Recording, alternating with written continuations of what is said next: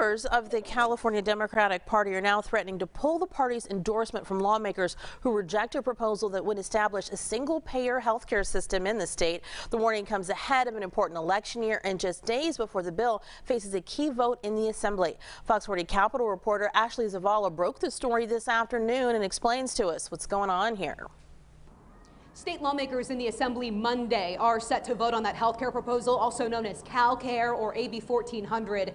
This comes just days before the California Democratic Party is set to begin the pre-endorsement process. AB 1400 would eliminate private health insurance and create a state-run healthcare system in California.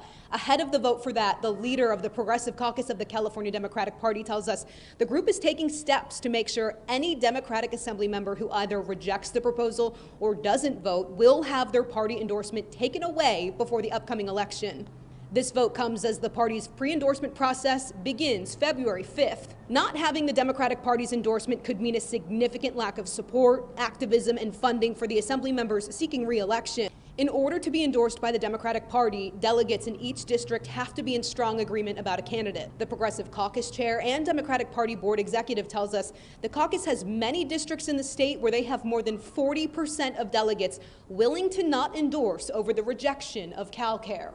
And any Assembly member that thinks they can ignore the party, ignore labor, ignore people, vote against us, and then still get the endorsement might find that they have a tougher re-election battle ahead of them than they thought.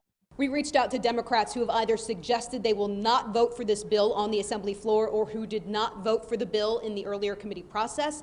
That includes Assembly members Autumn Burke, Celia Aguilar-Curry, and Akilah Weber. None of them have responded to our request for comment. Party officials say if an Assembly member loses their endorsement because of this vote, they could try to save it at the Democratic convention later this year. At the state capitol, Ashley Zavala, Fox 40 News.